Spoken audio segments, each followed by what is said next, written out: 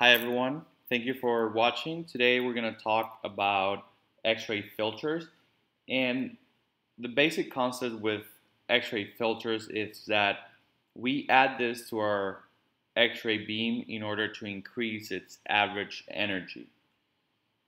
And this increase in average energy is going to result in radiation savings for our patient because we eliminate the skin dose from incident x-rays to our patient. First, we're going to talk about inherent filters. So this type of filters are found within the x-ray tube generator, and we cannot really remove these. Those are going to be, for example, the glass from the shielding in the x-ray tube, the oil, and anything else that our x-ray beam needs to go through before exiting towards our patient. All those are going to be considered inherent filters. Their effective attenuation is going to be similar to 0.5 millimeters to 1.5 millimeters of aluminum. Now, moving on towards the most important ones are the added filters. And these are the added filters, the one I just mentioned. We're really adding them to increase our average energy. And we have different types of filters. We can have aluminum, we can have copper, or we can have molybdenum for mammography. And for just so you have an idea, for typical numbers in diagnostic radiology, we can have approximately a 3 millimeter thick aluminum filter, and for angiography, we can have a 0.9 millimeter copper filter for angiography, kind of like cardiac cath or any type of other procedure. They affect both the quantity and the quality.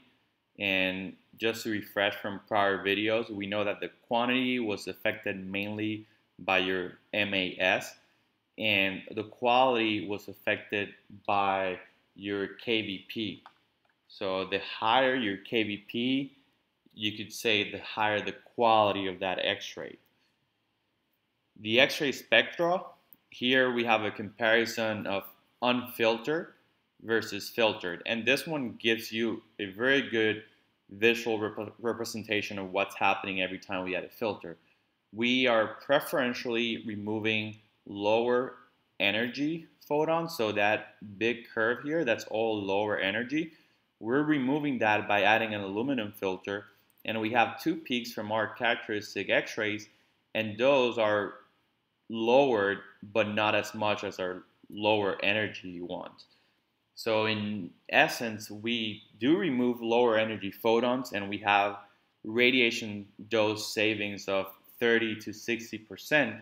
However, we do decrease some of our characteristic energy to some extent, and that might require of us to increase our MAS. However, that increase is still justified because our radiation dose is still reduced even when we have to increase to some extent the MAS to compensate for our decrease in the amount of characteristic radiation that we have. We have a lot of factors that can change when we add filters, and one of the important ones is that our average energy for the beam is effectively increased when we add filtering. However, our maximum energy does not change. Like I said, we might be required to increase MAS. This might increase our exposure times depending on different machines. The only way to increase MAS is by imaging for longer time. And imaging for a longer time is going to cause an increased probability that there's motion, either from the equipment or your patient, and that will introduce the potential for increased motion blur. We can also increase the heat of the system since we're imaging for a longer period of time. And another factor that we need to talk about is how it reduces contrast. So anytime we increase our effective penetration, we are reducing dose, but we're also reducing contrast to some extent. And this happens because we're having a more penetrating beam. So the more penetrating your beam is, the lower your contrast. However, having reduced contrast is justified because we are gaining, we're saving a lot of dose by doing that. And another point I wanted to mention is that's not really mentioned in a lot of physics textbooks is that you don't always want to have maximal contrast, because if you have maximum contrast of every tissue, let's say in chest radiology, if you have the best contrast for every tissue in chest radiology, everything will look white and you wouldn't be able to distinguish different structures, different densities. So you do want to have good and optimal contrast, but not necessarily maximal contrast, if that makes sense. However, a lot of times when we talk about this, we might be talking about contrast. A lot of people refer to a single tissue, and you have to bear in mind that some of this changes depending on what setting you're talking about. Focusing on this graph, what I want to show you is that as we increase photon energy, the red one is going to be the dose. So we're increasing the average energy of my X-ray beam, and as I increase that average energy, it means that I'm decreasing the lower energy photons that won't hit the patient's skin. Therefore, I have radiation savings as I move to a higher average. The green one shows how our contrast also decreases to some extent once I have a more penetrating X-ray beam. In terms of the black curve here, this represents the ratio, and what we're trying to show is that if you take, we want to maximize contrast and minimize dose.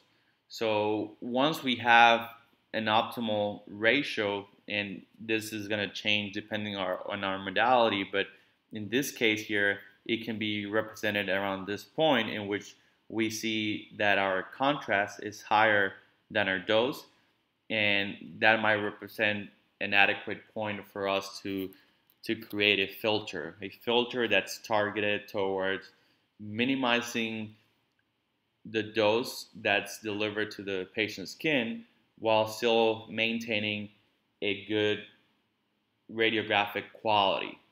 And last but not least, I think the most important statement is that by adding a filter, which is now a regulation, it's a federal regulation in the United States, by adding a filter, we guarantee that we use a lower amount of radiation to have X-rays reach the cassette or the film during the creation of diagnostic images.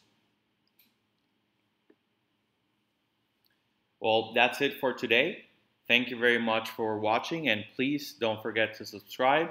I'll keep adding some more videos on radiology physics. Thank you very much.